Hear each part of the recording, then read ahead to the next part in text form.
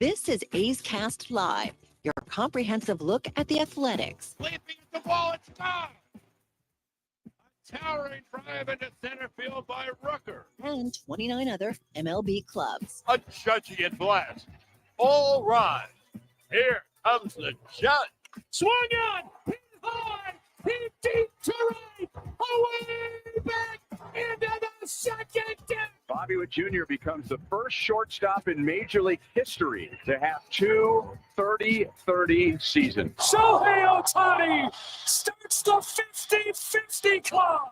Join us as we take you inside the baseball universe, from humidors to walk-off dingers to Hall of Fame talk. We have you covered. Spend your afternoon with us, only on A's Cast Live. Here's Chris Townsend. All right, I want to warn everybody. I've had about 8 Reese's peanut butter cup, I guess you'd call them pumpkins. So the Reese's peanut butter cup, but they're pumpkin shaped. I've had about 8 of those. I started out with coffee this morning. I'm now on a Celsius. I am ready to rock. I already played golf this morning. I am ready to go. You ready to go?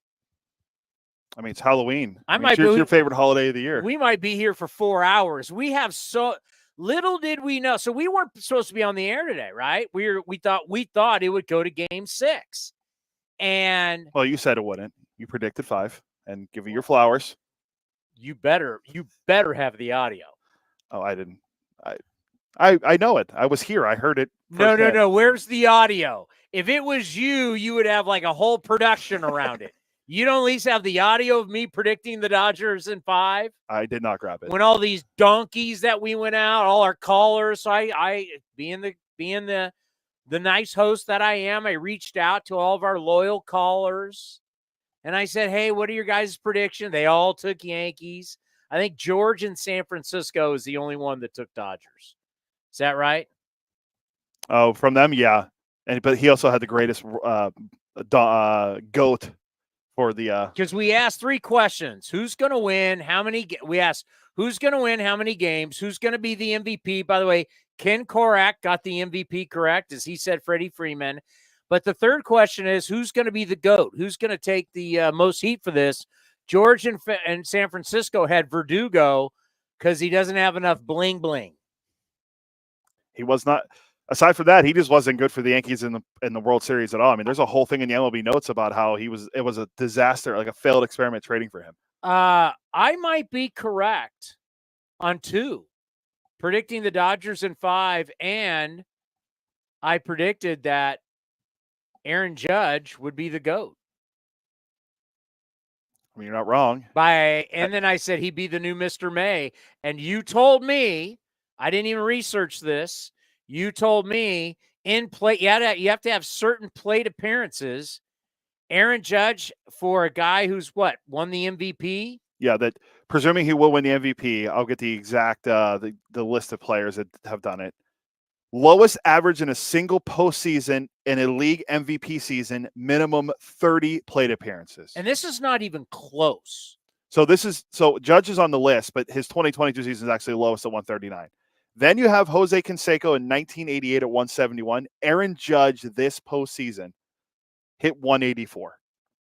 184. He's 9 for 49. I know he had the home run, but that was it. And then after that, you have Kirk Gibson, who hit 185, and Josh Hamilton hit 190. So he has the 3rd lowest batting average ever in the World Series. Minimum 30 plate appearances for a guy that's going to be a league MVP the same year. All right. We have a lot to get into. I don't want to start with that, but we will get more into that. Tim Neverett, Dodgers play-by-play. You want to know how good this show is? We didn't even know we were going to have a show.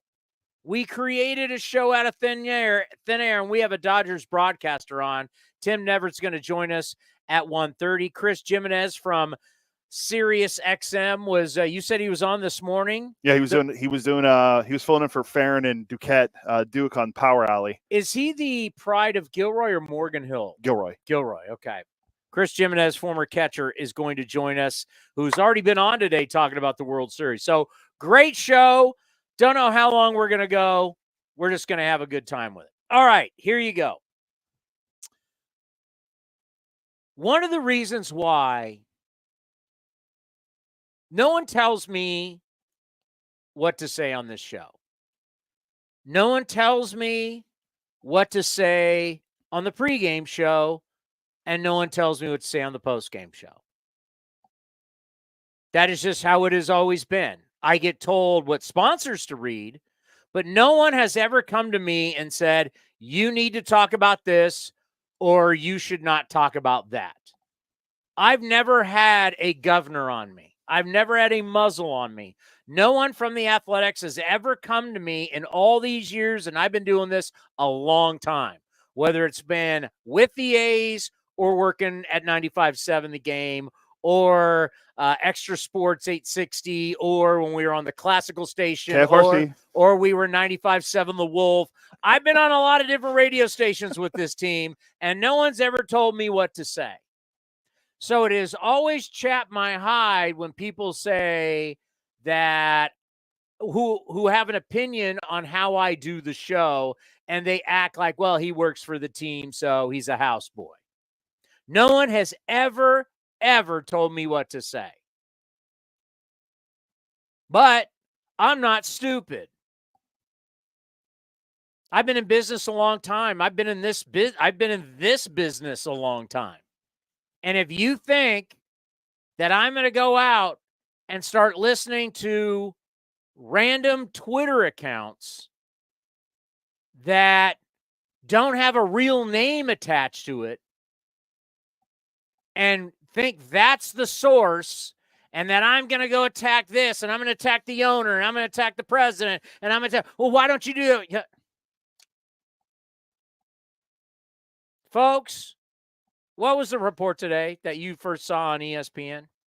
It was about the ballpark in Vegas and how that's going to go down. Okay, this is ESPN. Yep. Okay, this is ESPN on the front of their baseball page. As of yesterday, on a entertainment account, Twitter X account in Vegas. I guess it's popular, but you don't know who the real person is. Club person, nightclub person, but supposedly locked in.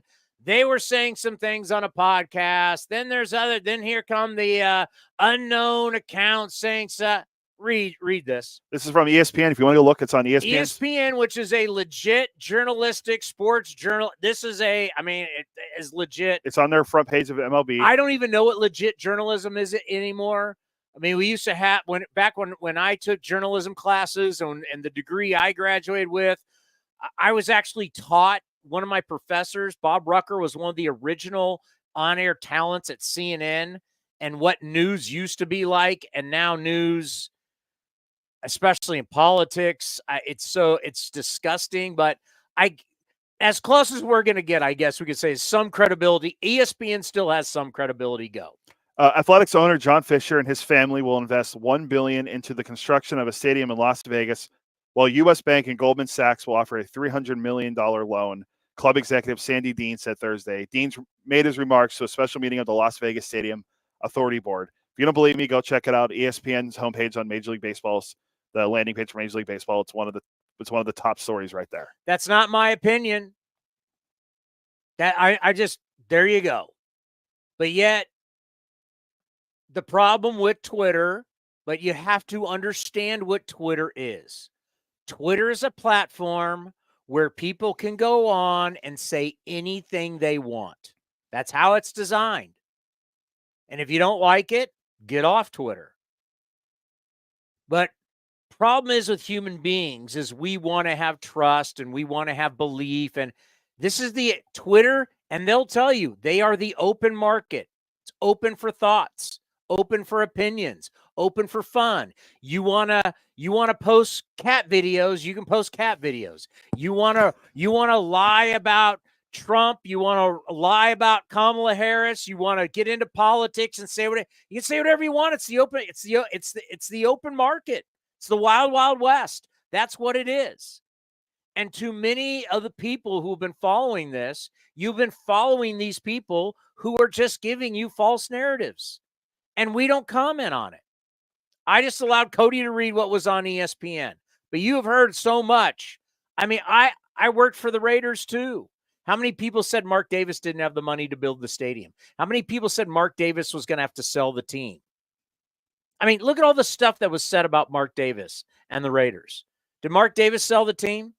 No. Did they build a stadium? Yes. Are they still there? They are there. Were all the people who predicted all the doom and gloom and it will never happen in Nevada for the Raiders, were they right? No. Did they all come back and say they were sorry? No. So I know a lot of people have been mad. I want to put this out here because you know what the reality is? We are moving to Sacramento and then we're going to Vegas, whether you like it or not. People are trying to say now we're going to stay in Sacramento. Vivek Ranadive is going to own the team. We're going to Vegas. That's like if you don't want to accept that, I get it. I don't know what to tell you. But so many of you have been listening to the trash on Twitter. As of yesterday, you were telling me I've stopped following it. I'm out. I'm out. I'm going to stay in the realm of reality. You were reading me stuff that people were saying as of yesterday, and this comes out. How about everybody was so worried about Sacramento? Our schedule came out for home games, 81 home games. 60 of them are going to be at night. I have it on the screen. The people for everyone watching. Right? 11 of the 21 total day games are going to be in April and May. Remember all the panic and the doom and gloom? This is what we don't do it. And so when people say, well, why don't you do this? And why don't you go after it? It's like, because behind the scenes, you know the answers. And it's just, and you can't fight the people who just want everything to fail. Because they have a narrative and that's all they want to hear, whether it's right or it's wrong. And that's the sad part of where journalism is journalism is now about what do people want to hear. It's not about what's right. It's so much about what do people want to hear. What's the narrative? And we're seeing so much of it now with an election coming up. We've seen it so much and we've forgotten. A lot of the things that the cards that they played now were the same cards that they played with the Raiders and they lost. But these narratives, so many of these narratives have just been wrong. But no one's going to come out on Twitter and go, you know what, guys, I've been lying to you the whole time. I just want followers. I mean, we're starting to see people show up in the media now. I couldn't believe this. We're starting to see people in the media now who were just A's fans, but they became kind of like pseudo celebrities because they were standing up against the owner. They're now getting run on TV or radio or whatever. They're making a name for themselves now, which is great. I'm all for it. Good luck to you. But the reality is, I mean, so many of these people have been wrong. And they lied to you. And a lot of them knew the truth, by the way. But if they tell the truth, then you wouldn't follow them and you wouldn't comment on Twitter. You wouldn't click on this. And then they want to start charging you for the inside information. I will tell you a story. Years ago, not that long ago, when did we have Steve Vucinich's? I'll give you an inside story. What's retirement? Steve Vucinich's retirement which party? in Arizona. Was that 22? I want to say, maybe. Was it 22? Sounds right. Okay. So it's spring training. I've already been down to spring training. We've been to spring training. Steve Vucinich wanted me to MC his retirement party, which was a big deal, right? I mean, you had like multiple Hall of Famers there. You had a who's who of retired A's. It is 22. And the who's who in baseball, because of all the great baseball people who live in Arizona. I mean, it was a big time party, right? And at that party, I was told, and I never told you because we were sticking to baseball. That's always been our deal. We're sticking with baseball. So you want to clip this? You fake Twitter accounts, clip this. I was told at that party it was 95% done. The vote hadn't even happened yet for the public money in Vegas. I was told it was 95% done. That was a Saturday night. The next day I went to the game, flew back to town. That Monday, and you can go check the timeline, check the facts. We had the merger of the powers of Brody Brazil and Casey Pratt on YouTube. Oh boy, two powerhouses coming together, right? Casey Pratt became like he became the cop for X and Twitter. If you said anything, everybody, well, you better talk to Casey about it. I love Casey Pratt. He's a friend, but this is just how it went down. So go check the dates of when their collaboration. Remember, they had a big collaboration. Everybody was all fired up. And they were debating at the time whether it was 50-50, Vegas or Oakland. And then I can't remember if it was Brody or it was Casey. And one of them was like, it might be 55-45. And I'm sitting here watching this because you got the notifications that it happened. I'm sitting here watching this, and I'm like, oh, my God, they are so far off. I was just told it's 95%. There was that 5% left in case something went squirrely. But I knew at Steve Vucinich's retirement party, you're saying it was 2022? That's what it looks like. Yeah. I knew it was basically a done deal then. And the people you were relying on, the people you thought had the information that you listened to, you followed their every move on Twitter, you followed every move on YouTube. They were so far off, they had no idea. No idea. Wasn't our job to report that stuff. But it's like we knew, I remember telling you, and we know about a conversation down at spring training that we're privy to listen to. And you're like, man, you guys are hanging on every word of guys that are nowhere even close to knowing the details. They were still saying 50-50. And, they got sources. Any source they had was coming out of City Hall, which City Hall may be changing next week. 81 home games, 60 night games in Sacramento, 7:05 start times for the night games, 11 of the 21 total day games. So these hot games that, oh my God, the players, 11 of the 21 will be played in April and May, where heat is not going to be a problem. And still the games, you'll still have hotter games around the country and other places, like Kansas City. Chicago had a major heat wave this year. So there you have it. Financing, there you go. How's the schedule going to look? There you go. If you're watching, you can see all the highlights of the 2025 schedule on YouTube right now. If you're listening on HCast. Hey, by the way, Yankees on Mother's Day, which we didn't get Yankees until the last homestand. Yeah, which was odd. And then Phillies for Memorial Day weekend. Those are big. And then July 4th against the Gigantes, the San Francisco Giants come to town. Yeah, they've made some news today, which we can get into later. Have they actually made news? Bob Nightingale's reporting on Twitter. Okay, go ahead, report it. They're gonna name their new general manager, and it's gonna be Zach Manazian, the brother of Perry Manazian, to be their next general manager. I have it here somewhere.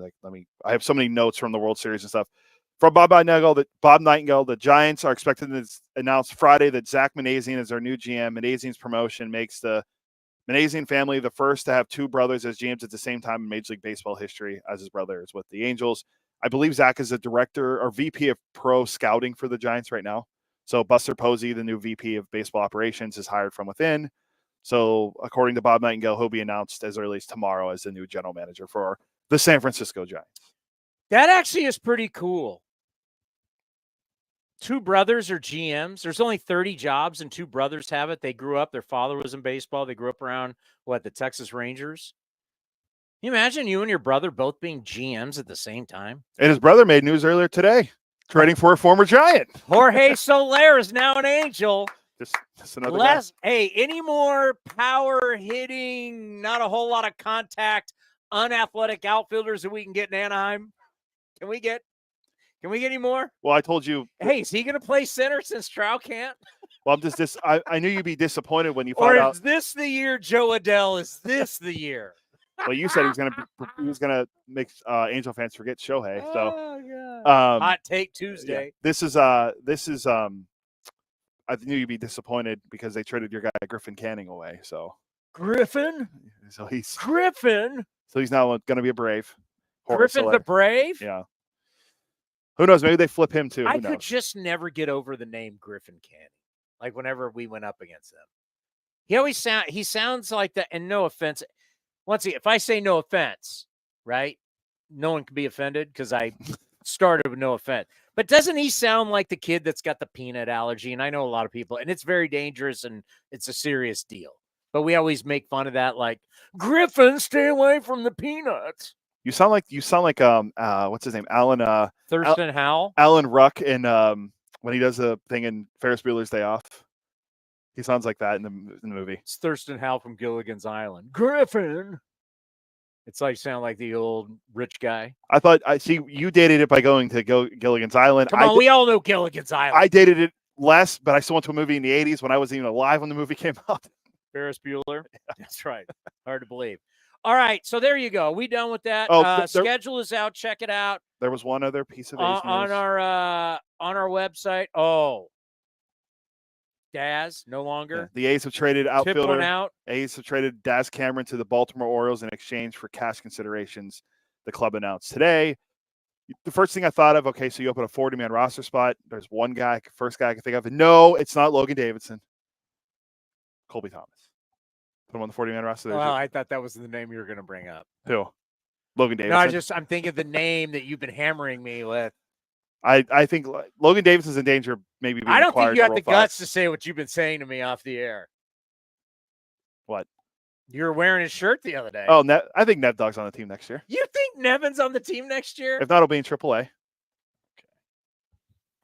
It's our friend Tyler Nevin. Yeah, so Daz, I like Daz. Daz was a good kid, and I mean, obviously, he's at the point in his career. I mean, this is kind of like this, and next year, I mean, this is it, right? So, good luck to him. So Cash will go to the Orioles. I mean, who knows if we'll play with the Orioles? They got a pretty stacked outfield and prospects coming up. But thanks for the memories, Daz, with the A's this past season. He had some big moments for the A's for sure in the season. So it'll be interesting to see who that 40-man roster spot goes to. Aside from a free agent signing or another trade where we acquire someone. So there you go. The only other thing that really happened in baseball, Twins outfielder first baseman Alex Killaroff announced his retirement from baseball due to another injury. I think he had a back injury that knocked him off for the season. A lot of news today. Like right out of the gate this morning when I saw the notification, I'm like, you're making trades already? Jorge Soler getting traded? Oh, and Bob Costas is retiring from Major League Baseball play-by-play duties. That's from Andrew Marchand of The Athletic. So Bob Costas no longer will be doing Major League Baseball play-by-play. His last series, obviously, or infamously, was the Yankees-Royals series in the ALDS on TBS. All-time great in television history, Bob Costas. Friend of the program.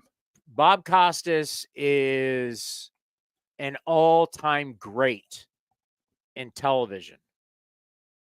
It's a big deal. Like you think of all the Olympics, you think of all the big games. I was on the flight back from Texas, and I was watching the FX OJ series, run with Travolta and those guys. What was it? Yes, what was the name and you of it? forgot that People versus O.J. Simpson. NBC had the NBA Finals, and when the OJ chase first started, the game starting, but who's on before the game? Talk about the OJ chase. Costas. Bob Costas. Because and how weird was that for Bob Costas? Because if anybody knew OJ Simpson, it's Bob Costas. Bob Costas is an absolute legend. And you know what? Because I got to work with another guy like that. I got to work with Brent Musburger. I mean, when you work with these guys, they're stars. They're television stars. Bob Costas, Brent Musburger, these guys, working around the NFL, Major League Baseball. I mean, their careers are just, all the Olympics that Bob Costas did. I mean, the minute Bob Costas, no offense to Mike Tirico. I've interviewed Tirico before. He's a cool guy. He was just here in the Bay Area. But Bob Costas was the Olympics, wasn't it? Like Bob Costas. It was weird watching the Olympics and Bob Costas wasn't there. Well, Costas now, for my generation and younger, will remember Costas from the pink eye incident. Was that Sochi? He was doing it every 2 years. Yeah. Or was it? What was the one in Russia? The Winter Olympics in Russia? That was Sochi. Is that Sochi? Yeah. Okay. All righty. World Series. We haven't even gotten into the World Series yet, and we're a half hour in. Do we have Tim coming on right now? He's not here yet, no. I'm going to tell you, how many times after games do I talk about playing the sport, where you're playing the sport? We are so fascinated with stats, and we think that stats are what win. I don't know who started that, who sold that, but it's not true. Stats don't equate to winning. And if MLB Network kept asking the question, what wins in tournament baseball? What wins is by playing the game the right way. And if the Yankees showed you anything, it's that you can't out-hit your mistakes and you can't out-hit your weaknesses when you're playing a stretch 4, 5, 6, 7 straight games against the same team that's better than you. The Dodgers are just flat out better than the New York Yankees. But during 162 games, it's like putting makeup all over the place when you got a bunch of guys that hit bombs. And I hate to say this from an A standpoint, because you always want to bring it back to yourself. If this series showed you anything, we're like a version of the Yankees, not as good, but that's who we've been. When you're sitting there day after day reading the notes going, 51.4% of all your runs are scored because of the home run. Good luck. And I keep saying it. You don't put the ball in play. You live and die by the home run. I mean, the bottom line is you go up against a team. By the way, Dodgers scored 7 runs yesterday. 7 runs. How many home runs did they hit in the game? None. And you know what they did? Another thing we talk about in the postgame show all the time. Put the ball in play. That 5th inning will be, if it's any. Hit the ball out to Aaron Judge. We already know their defense isn't great. I don't care what people try and say. The Yankees do not play great defense. Judge boots it. How about Volpe throwing it into the ground on the runner going to third? And then Garrett Cole. We talk about PFPs over and over. Pitchers fielding practice. They do it over and over and over again. Every single time you throw a ball as a pitcher and the ball's hit to the right side, your first reaction is to move to first base. Go to first. As soon as you throw it, ball hit, you should immediately turn and start going there. He looks and points at first base. Did you hear what he said after the game? Nope. You want to hear what he said after the game? They asked him Sure, about it. I'd love to. Here's what Garrett Cole said about the first base play. I took a bad angle to the ball. I wasn't sure really off the bat how hard he hit it. I took a direct angle to it as if to cut it off because I just didn't know how hard he hit it. And, by the time the ball got by me, I was not in a position to cover first. So, neither of us were, based on the spin of the baseball and him having to secure it and just a bad read off the bat. So I hear you. But guess what? Your first reaction always has to be, even if you would have got beat to first base by Mookie, every single time you throw the baseball as a right-handed pitcher, because you're never going to fall off to the right side of the mound as a right-handed pitcher. You're always, if anything, you're going to throw it and your momentum's going to take you to the first base side. You never throw it and fall that way. It's not how momentum works. The way you throw it, you're either going to be coming forward or a little bit off to the left. And if the ball goes to the first base, your second base, your initial reaction always has to be. Worst case scenario is Mookie beats you to the bag. But you half-assed it off the mound. I mean, his explanation's good, but he half-assed it off the mound and then just pointed at first because he thought Rizzo had it. Yeah. It's the little things. The Yankees aren't good enough to beat the Dodgers and to have the problems that they had in Game 1, have the problems they have in Game 2, have the problems that they had in Game 3, and have the problems that they had in Game 5. Look in Game 5 yesterday when they're hitting home runs. Boy, everybody's high-fiving. Jazz Chisholm spinning around, hitting a home run. They all of a sudden had their swagger back. And what did the Dodgers do? Himbo told us it's not going to be a fair fight. They're not good enough. Once again, they're not good enough to out-hit their mistakes. Garrett Cole, who you paid $324 million, started 2 games. You didn't win 1. The Dodgers thoroughly outplayed them, and they didn't even have starting pitching. They didn't have starting pitching. And can you imagine if they would have had all their starting pitching? I mean, a lot of respect to the Los Angeles Dodgers. And boy, well, I mean, numbers that you're seeing, Freddie Freeman is just the 12th guy to win the MVP in the regular season and in the World Series. I couldn't believe that number was that low. The last guy to do it was Mike Schmidt in 1980. We had to check that because I didn't necessarily believe it. I'm like, did I hear that correctly? I mean, what this does for legacies, what this does for Mookie Betts, what this does for Freddie Freeman, Shohei Ohtani made the bet. I'm going to bet on myself, and I'm going to go to the Dodgers. And no one's going to treat him like Kevin Durant. I'm trying not to laugh. They're not going to treat him like Kevin Durant. He said, I want to win championships. He shows up his first year, and he wins a championship. I mean, Dave Roberts, we all want to make this a big haul and not a small haul. Well, if you want to throw the Dusty Bakers of the world in there as a manager, and I mean, Dave Roberts now has one of the best winning percentages ever as a manager. He's creeping up there. We saw that list of all-time postseason wins. He's one of the best all-time. Yeah, here, I have it right here. All-time wins, he's 50. He has 56. That's 6th all-time. The leader, Joe Torre, at 84. Tony La Russa has 71. Bobby Cox is 67. Dusty and Bochy are both at 57. And then there's Dave Roberts. He has a .560 winning percentage in the postseason. In the regular season, 627. He has 851 wins, and he's only in his early 50s. Yeah. I mean, what this did to cement them, and you think of, I mean, it just erases the years where they didn't come through, but they've been there every single year. Impressive. Very impressive. And it also shows, too, that when you try and sell the narrative that the postseason is a crapshoot, did anything in that World Series seem like a crapshoot? No. To me, it just one team was way better than the other. They're just way better. The Yankees looked, their warts showed up. They didn't look super athletic. When push come to shove, they're not super athletic.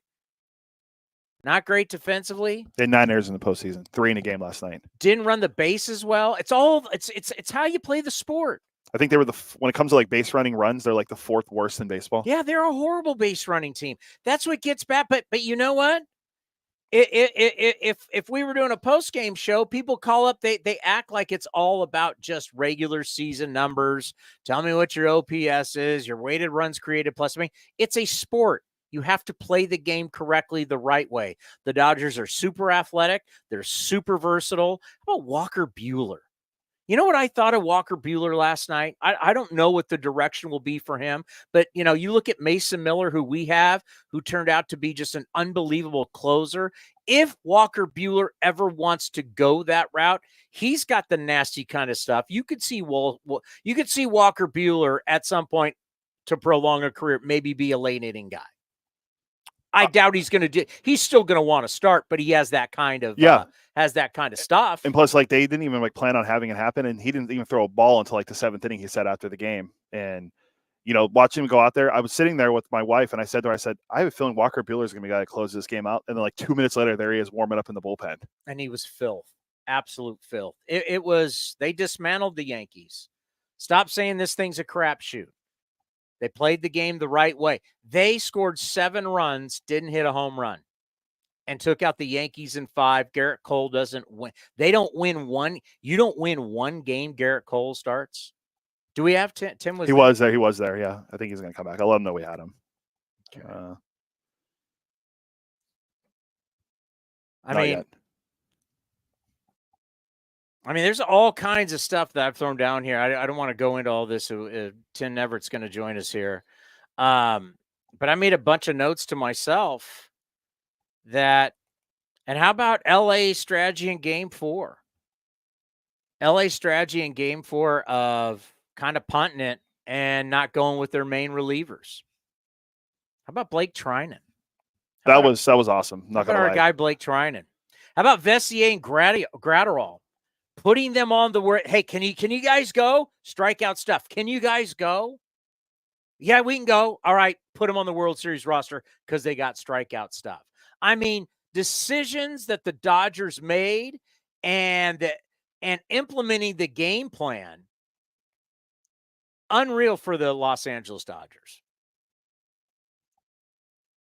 And talk about putting the ball in play as we always do.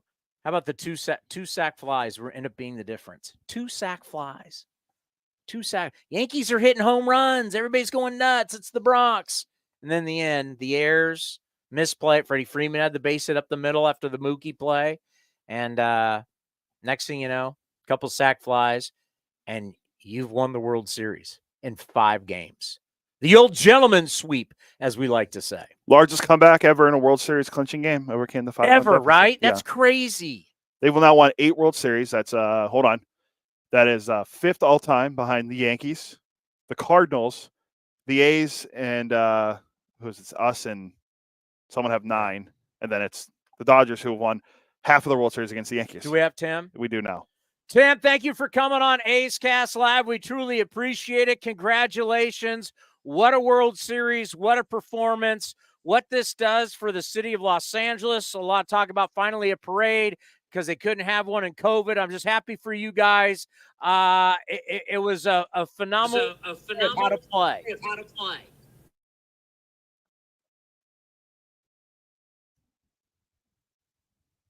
He was there. I don't know what happened. I'll tell him if we can't get it, we can give him a call on the phone. I know he was there. Yeah, how many people like after that start thought, "Oh yeah, we're going to be game 6." Well, didn't you ask me if the Dodgers were going to be panicking? Didn't you? I did, yeah. That? I did, yeah. Did they all look like they were panicking? When they were down 5-0. Did they look like they were panicking? No, that's what championship teams do.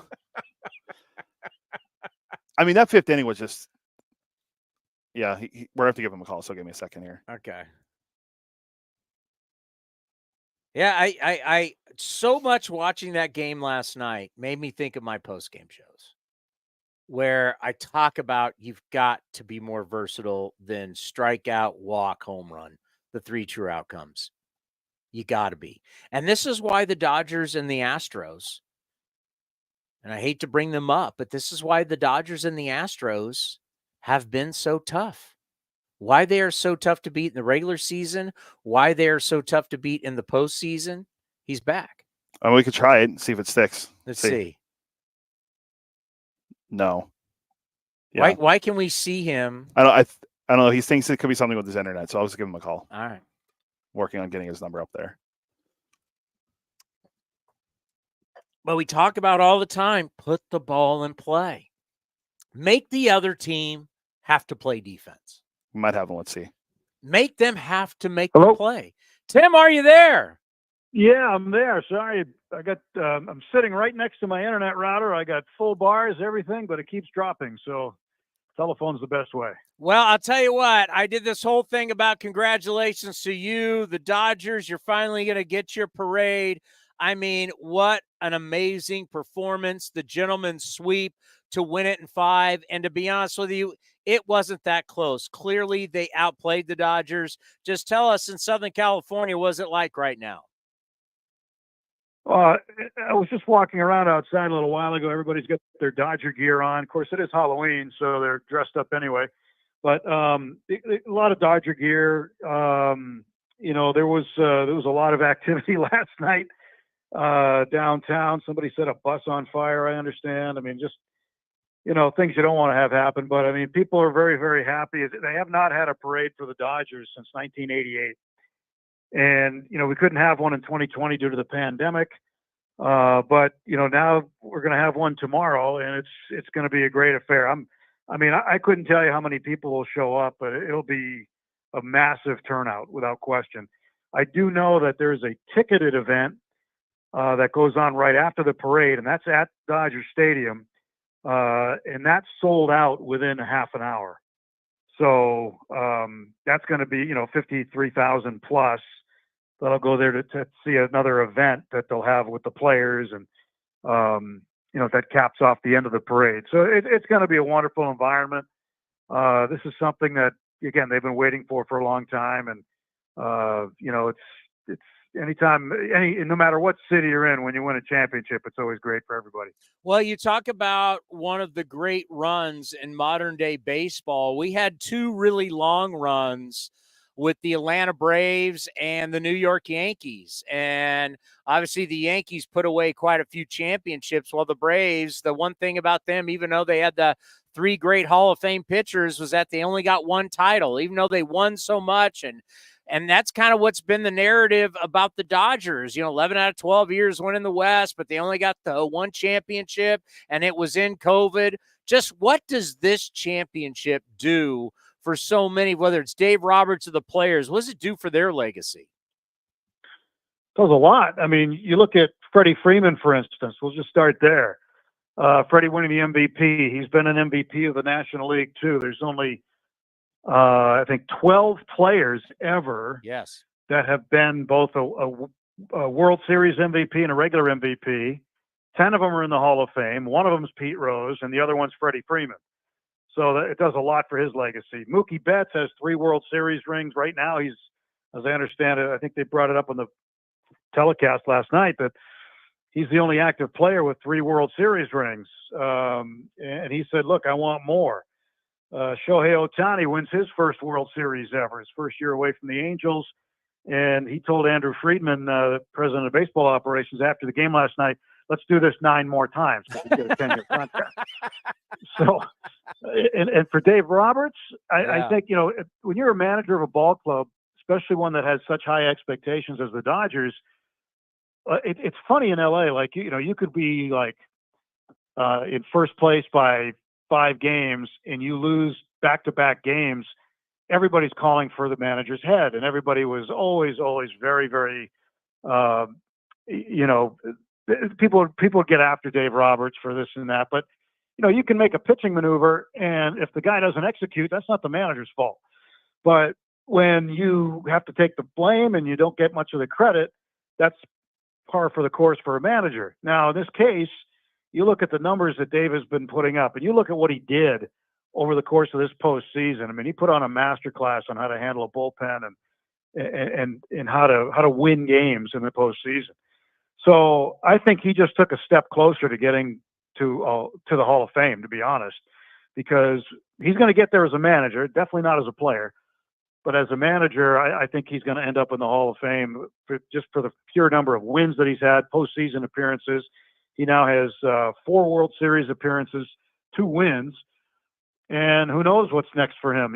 Again, he's got the greatest player in the world in Ohtani, and a pretty good supporting cast, including a couple of other MVPs like Mookie Betts and Freddie Freeman. It does a ton for their legacies, and it's crazy to watch, and crazy in a good way, to see what these players were able to do, and how they are winning players when it comes down the stretch. Now, Ohtani didn't do great in the World Series. Granted, he's playing with one arm, essentially. He's still really hurting, and got out there, and just his presence in the lineup was enough, I think, to help the Dodgers in certain cases, because the Yankees didn't know how much he was hurting. They didn't know that he didn't have any power, and they're still pitching to him. He's still taking swings, and I don't know if you noticed, but when he finished an at bat, he'd go down the tunnel in the dugout and probably express the pain down there away from the cameras, and then came back up, and everything was appearing to be normal again. But he took one for the team in that way when he dislocated his shoulder, and playing with the shoulder just popped right back in. That's not easy to do, especially in a swinging motion. So, this season was historic in a lot of ways, and the Dodgers had a ton of injuries, and I get it. Nobody's crying for the Dodgers. Every team has injuries, but it's a way you work around them. and they were able to work around them very effectively and scored one more than the other guy and ended up winning the World Series in 5 games. All right, so you're around this, so I'm sure you're not shocked by it, but there's a lot of people today who are like, well, this is real disappointing. We were hoping for 6. We were hoping for 7. We had Paul Hembekides on, who does all the data and stats for ESPN, and he's also on the morning show on ESPN on television, Get Up, and he basically came on and said, this is not a fair fight. The Dodgers, if you just look at the data, the Dodgers are by far a better team, and this is going to be a quick series. So I'm going to ask you, as someone that's watched this all year long, are you shocked that this was a quick series? Well, to be honest, no, not really. Yeah. And I hate to say it that way because the Yankees are a great team. They really are. But at the beginning of this World Series, before Game 1, I'm thinking, wow, this might be 6, maybe 7, just because I was a little concerned, like a lot of people were, in the lack of starting pitching depth that the Dodgers had going into the series due to injury. But lo and behold, they get a great outing from Jack Flaherty. Then they get a great outing, even a better outing from Yoshinobu Yamamoto.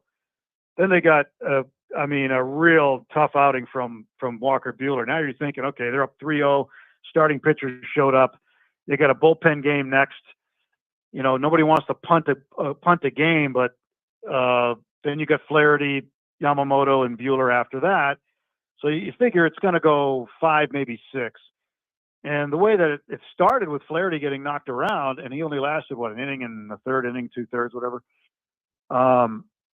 It was a little bit concerning, obviously, but you got to remember who's in the lineup for them and how long their lineup is. And I mean, the guy who's the National League most valuable player in the National League Championship Series is batting down at the bottom of your order. So you got guys who can play. And Kike Hernandez, another guy, he's an October performer, right? He hits around 200 during the regular season, but he turns into a stud in October. And he did it again. So I wasn't as surprised. I thought it would maybe be a 6-game series. I didn't think 7, quite honestly, but 5, I think they're happy with. And for the people who said, oh, let's bring it back home and win it at home, I'm not one of those guys. I'm like, win it when you win it. Who cares where it is? Take care of business and get it done. And that's what the Dodgers did before they left Yankee Stadium. You know, I think about when the Golden State Warriors started their run here in the Bay Area, and we started hearing these reports about little kids in China wearing Steph Curry jerseys. And it really put it into perspective how small the world has become and how these great sports teams, they're just not about, they're not, you know, we keep talking about Yankees and Dodgers. It's the 2 biggest markets. I mean, these teams are now global, right? And then I think about the numbers in Japan that we were hearing, 15 million, 16 million. And then you're looking at the Fox numbers, then across everything, streaming and everything. It's like the Dodgers winning this and having Yamamoto and having Shohei Ohtani, the image of the Dodgers and how big they're going to become globally, it's kind of, wouldn't you say, hard to put your arms around how big they're going to become because of this championship and what they can do beyond. Yeah, and oh, by the way, the Dodgers opened the season with the Cubs in Tokyo. Oh, wow. So in 138 days. So yeah. So, I mean, it's a global brand because of Ohtani, mostly because of Ohtani. But Yamamoto, believe it, I mean, this guy's one of the most decorated pitchers ever to come out of Japan. And he's got a big following there as well. So, and these guys have a lot of endorsement deals. Like you can't land at an airport in Korea or in Japan or whatever without seeing at least one of these guys on a billboard or something. The ads on TV, you know, I remember we opened the season in Korea this year, and on the big screen prior to the game, but just when the gates open, they're playing commercials like you'll see in a major league ballpark. They were doing it there, and half of them had Ohtani on them. Yeah. And you're like, oh my gosh. I mean, he's probably, you know, for a good part of planet Earth, one of the most popular athletes there is. And he's a really cool, down-to-earth guy, by the way, when you get him in private. But in public, he's this massive superstar. And now, as an elite pitcher, the Dodgers get him back next year, as well as having him hit as the DH. So they get the double threat back next year, and a lot of people are going to be, overseas are going to be watching him on the nights he pitches. They watch every day. I mean, all of our games were broadcast in Japan. Huge Japanese media contingent all season long, and I would only expect that to grow as time goes on. It's a hell of a run, Tim. Thank you so much for the time. I know it was quick notice, but we really appreciate it. Enjoy the parade. Enjoy getting another ring. Enjoy everything. It's one heck of a ride. We appreciate the time, and we'll talk to you soon. You be well. Sounds good. Thanks very much. Anytime. Happy to do it. Tim Neverett, Dodgers broadcaster, right here on A's Cast Live. Pretty cool. And when you think of, all right, global brands in sports right now, LeBron, Steph Curry, Steph, no question. Shohei, Michael Jordan. Don't bring the old man into it. I mean, guys are playing right now. I mean, there's not a lot. I mean, because Tiger Woods, but no, not anymore. I mean, Tiger Woods still is, but he didn't play anymore. Is there anyone in the NFL? Mahomes? No. They're not global. No, Travis Kelce because of T-Swift? No. These are, you're talking about guys that, like he said, you're in Asia, you get off a flight, there's Shohei Ohtani. Yeah, I'm trying to think. Yeah, I don't think. That's why Ohtani goes, yes, I'll take $700 million. You only have to pay me $2 million a year. Why? Because he's making. He was making over $50 million a year in endorsements. He's now probably going to be making over $100 million endorsements. The Easily. $700 million that's coming, it doesn't matter. It matters, but it's like, eh. That's why it's just, That's why I always say, everybody's going to sit here and they're going to tell you, and we're going to have to sit through the Juan Soto sweepstakes. Juan Soto is not the kind of guy that's bringing the return on investment. Guys like Shohei, LeBron. It is what it is. This is a run. What, do you have the numbers? I was looking. Fox hasn't put it out yet. Game 4, what was it? 18 million? It peaked at 18.2. 18 million. You're now getting into the NFL game range, which, as sad as it's like a regular season game, but that's still big for baseball because of how bad it had gotten. The World Series, and that's just talking about what people are watching here across the platforms. You're talking about internationally in Asia and everybody watching. This was, I wanted it to go 6. At least 6, because as we kept telling you, all you're battling against would be Boise State, San Diego State. We looked, there's not really primetime games on Saturday, so a game 7 would have been massive. The storylines, Dodgers choke away 3. All these storylines. But in the end, they just flat out played way better. And you started, and throughout the series, you saw the weaknesses of the Yankees.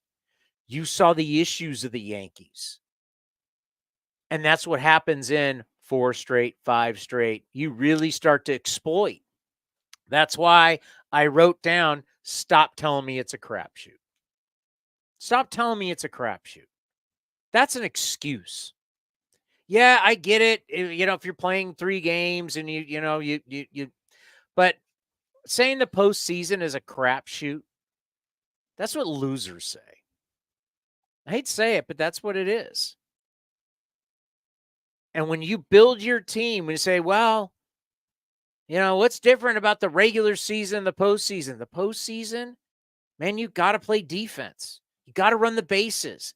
We talk running bases, and I'm telling you, people laugh at us. They laugh at us because all they care about is offensive numbers. People don't want to talk defense. They don't want to talk running the bases. But looked at last night's the greatest example of just put the freaking ball in play. You strike out, you don't make them do anything. Aaron Judge boots it. Volpe throws it in the ground. Garrett Cole doesn't cover. Next thing you know, 5-0's 5-5 because you put the ball in play. You put the ball in play, things happen. But you guys love, I'm not saying you guys, but, and I'm pointing to the camera now if you're listening. I don't mean exactly you guys, but so many people in baseball, you think everything is just about numbers. You know what? It's weird to say, but just because you have numbers doesn't necessarily mean you're a winning player. Yeah, and I was trying to look up the base running thing again because we harped on Their that so much. base running sucks. John Sterling said it during the broadcast. I forget what game it was. He said they that's what they do. They run the bases like drunks. Ooh. And you look at the numbers. That, by the way, was a great line. Yeah. I'm glad John Sterling got to call the postseason games. But if you look at like the base running runs from this year, the Yankees were dead last in baseball. They were negative 16.9, where the Dodgers were fourth best. And you look at fielding. I can show you texts of people who text me, and they rip this stuff because they think it's all about offense. They think it's all about offense. That's the difference between tournament baseball and regular season baseball. You can out-hit your mistakes and your weaknesses in the regular season. You can impose your will by hitting the ball out of the ballpark. But what happens? How many times? Jeremy Giambi, did he slide? No. Did Jeter come and make an unbelievable play? Yes. Because that's tournament baseball. Guys smart, right? That's not about data. Data's super important, but that's not about data. Guys making smart play. Derek Jeter is a great example. As much as I'm not a big Jeter fan, and I hear, Jeter's overrated. You know what Jeter did in the postseason? He's a winner. Can't argue that. He did who was also a great winner? God rest him.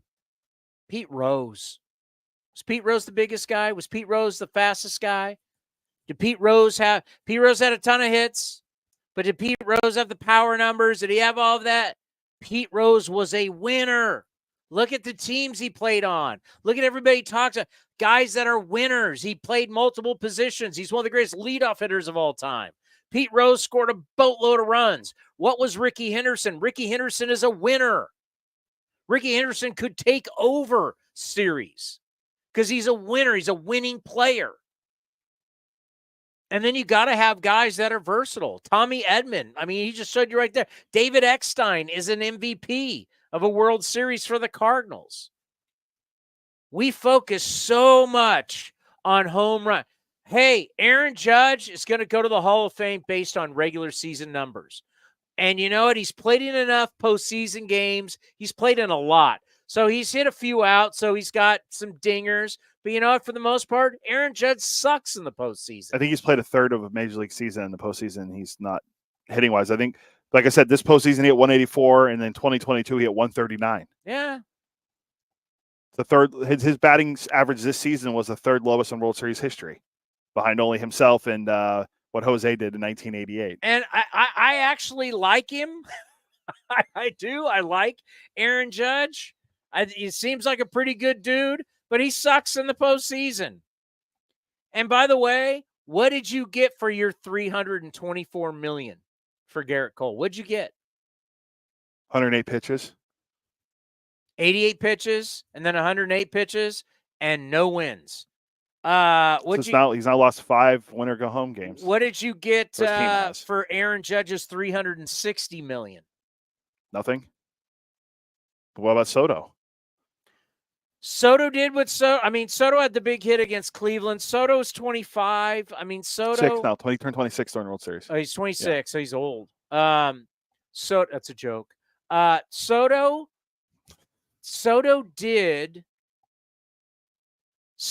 fell into, because he had the big home run against Cleveland, so it's hard to, but Soto it's the criticism of what people in San Diego had. I understand you got a great eye, bro, but I want you to swing the bat. You're leaving in 5 games. I think Soto scored 7 runs because he walked, and he scored 7 runs in 5 games. That's good. And the data people say, hey, he got on base. But Soto had 1 home run, 1 RBI. I'm going to pull up his postseason stats. So I believe it was he had one home run, he had one double, so that would make his slug look halfway decent. But he had one RBI. So you kept walking so Aaron Judge could then get out.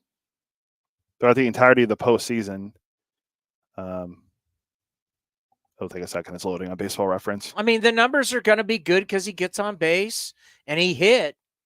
But in the World Series, he took walks, worked the count, and he took walks. Yeah, I'm just looking in the World Series. He scored 7 runs, I think. 3, 5, 6. 6 runs. Oh, he scored 6 runs. Still good. 5 games, he scored 6 runs. But once again, Aaron Judge isn't hitting. I need you to hit. And he walks. Yeah. It's taken forever. So I can't pull up his postseason. Here's the thing about Juan Soto. Is Juan Soto this year flourished in a lineup that he's hitting in front of Aaron Judge? If he leaves the Yankees and he goes wherever he goes, who's going to be hitting around him? What has to happen if he has to be the primary run producer? And he takes all these walks. Well, Aaron Judge is not there to knock you home. Juan Soto's going to get paid. Juan Soto's a great player, probably be a Hall of Fame player. If he doesn't get injured, he's on, because we are so numbers driven. But it's like I lost in 5 games. I had 2 games pitched by Garrett Cole, and I didn't get a win. Aaron Judge completely stunk, and I got 1 RBI from Juan Soto, and I'm out in 5 games. Yeah, he had a pretty good if you look at his postseason numbers, he had a really good postseason overall for Soto. He hit over 300. And you're right, in the World Series, he only had the 1 RBI. It was a solo home run. It's a solo home run. In the World Series, he did it 313, but it was he had 1 home run, 1 RBI, and he walked 7 times. He walked 7 times. So the slug was to get to who? Judge, who hit 184. His OPS was 1,084. So solid. And he did say after the game. He walked. And he said after the game that he's available for all. The way he handled the post game, you can say what you want about it. He probably shouldn't be talking about free agency, but people were asking him, so he answered it. He said he's available for all 30 teams. I don't know if you're a Yankee fan or Yankee player. I don't know if you want to hear that, but after you just lost the World Series, but it's the nature of the game anymore. People want to know at the offseason as soon as the season's over. By the way, I've just been called out by one of my friends, and I forgot. I didn't wear my Riddler costume. It's Halloween. On Instagram, I posted the Jason picture. Babcock, one of my dear friends, called me out. He goes, "No Riddler costume on the show." I forgot I didn't wear the costume. I totally forgot. I posted it popped up on my Instagram memories. Do I need to go change? You have enough? Do you have it accessible to find? It's always in my closet. The Riddler owl. I'll have it on tonight. If you guys miss, I have a Riddler suit that I wear for Halloween when I give out candy. When I'm not being John Gruden. Was it last year or 2 years ago where we actually wore costumes on the show? I think that's what he's saying. He's like, "Where's the Riddler costume?" Dang it, I forgot. I posted the picture of us on Instagram, though, my story on Instagram. The picture of you and I here when I was Gardner Minshew and you were the Riddler. What was that 2019? Yeah, 5 years ago, 2019. Feels like a lifetime ago. Yes, it does. A lot has happened since that time.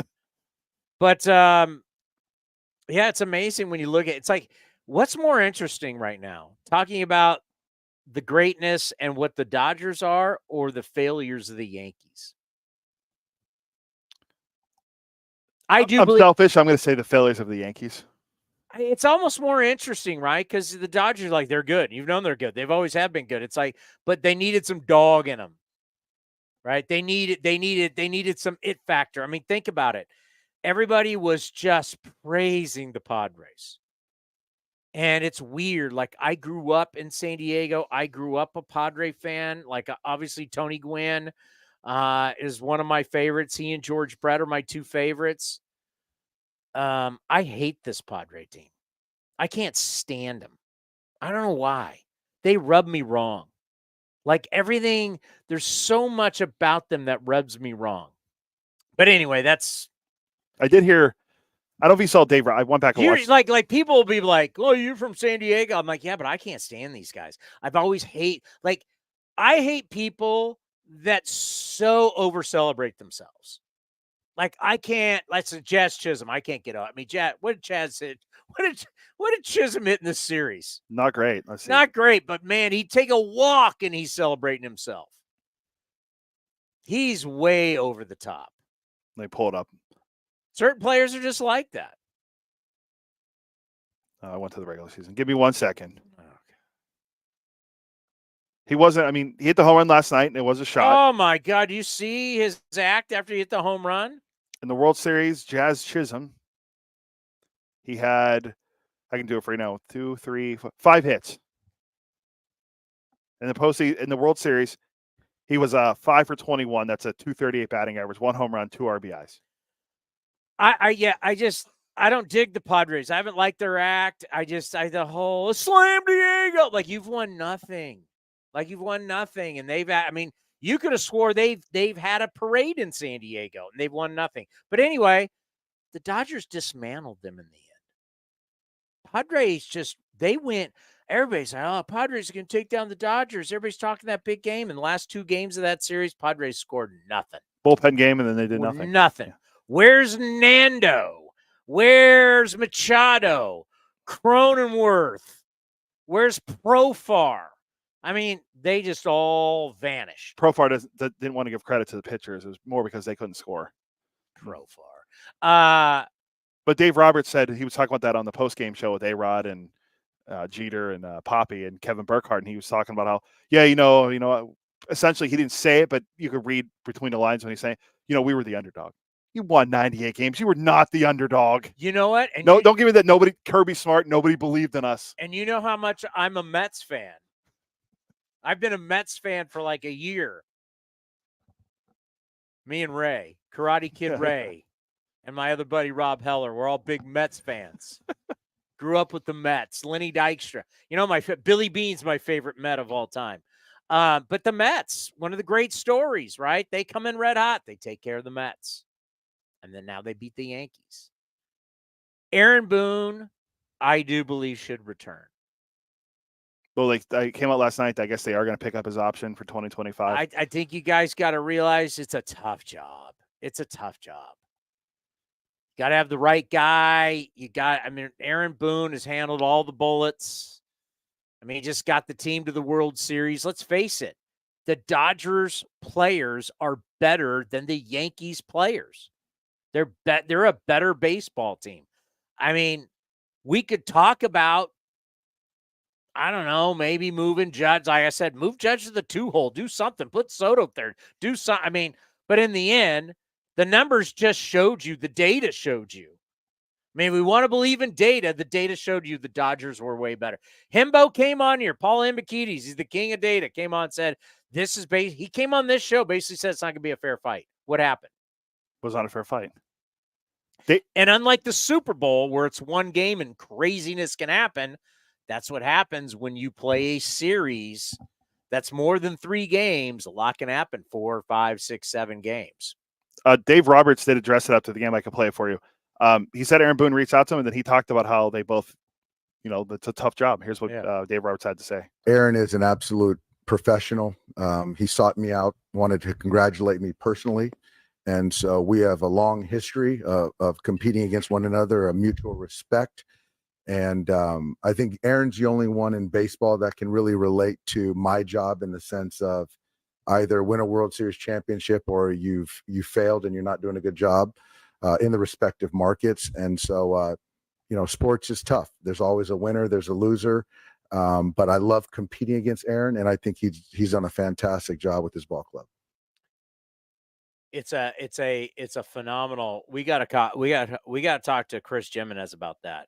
It's a phenomenal point. You think about all the different years I've done the manager show, the weekly show with our manager, from Bob Melvin to Mark Kotze. Just think about that. These guys, they're being held accountable for every win and every loss. It's why I respect the Northeast way they go about it, because they're not a bunch of pansy asses who talk about how it's early. You're the Yankees, you're the Red Sox, you're the Phillies, you're the Mets. and you start losing early, no one goes, oh, it's early. Man, out here, we play the early card. I've always driven me nuts because the games early count just as much as the games late, right? Losing's losing. These guys, the pressure, the amount of people, like when you see Aaron Boone, the amount of people. So check this out. Last year, Nashville were at the winter meetings. Bruce Bochy has just won his 4th World Series title, right? Bruce Bochy's being called one of the all-time greats and everything. Well, where we are, so just picture our back, we're in this convention center. So this a bit behind me is a huge wall. To my left is KMOX, terrestrial radio, St. Louis, powerhouse AM station, has been the home of Cardinal baseball. Chris Carey's probably watching right now. Shout out to the Carey family. KMOX to the left. By the way, hi, Chris. How are you? Chris, you know what Chris Carey's been doing? Watching baseball. He's been hanging out in Arizona. That's true. We're friends on Instagram. I see him hanging out in Arizona. Chris Carey's living there. I want to be Chris Carey when I grow up. Vacationing. And we're all grinding. He's down vacation, having a great time. He deserved it. He's a big league broadcaster. He gets half the year off. He had a good year. All right. To my right is Marquee Sports. We were in between a battle of, Cardinals and the Midwest battle. Cardinals and Cubs hate each other. So I started popping off about them to each other, and they were laughing and everything. Remember that? Yeah, the whole neither team did anything. They didn't do anything because they didn't make Sonny Gray. moves. Sonny Gray got signed before we went there. So did Lance Lynn. Who was the other one they signed? There's 3 of them. Lance Lynn, Sonny Gray. There was another pitcher. It was an older pitcher, wasn't it? They had 3 guys, right? They signed 3 guys before the winter. Kyle Gibson. There you go. Which I think they declined the option on him and Lynn, so I don't think they're going to be there next year. So to my right is Marquee Sports. Cubs. To my left is KMOX. Right over here against another wall, because you had to walk through these doors, and then they had on one side was a manager, one of the managers. Then around the corner they'd have another manager. So they had dual managers going. Right? You got 30 managers you got to get to. They're only here for a certain amount of time. The managers come in. It's one day. He talks. There's a schedule. Then they all get together. Actually, this year, they got together. So all the National League managers will take a picture together, and all the American League managers will take a picture together. And I just know one year there was a certain National League manager who was pissed that Gabe Kapler was late. Was that in San Diego? It was in San Diego. All the National League managers are like, Gabe, where the hell's Gabe? Gabe Kapler wasn't it seemed like it was par for the course of how everybody felt about Gabe Kapler. But anyway, we circle back. Bruce Bochy has 8 people in front of him. He's just won the World Series, his 4th. He had 8 people. We're sitting there watching it. There's nobody there. Bochy gets up, leaves. Guess who's next? Boone. Aaron Boone. And there was 8 million people around him. 8 million people around him. We couldn't even see him. It was like a Super Bowl scrum. Everybody else, no one, Torey Lovullo was in the World Series. Barely anybody there. There was a sea of people came over to hear Aaron Boone.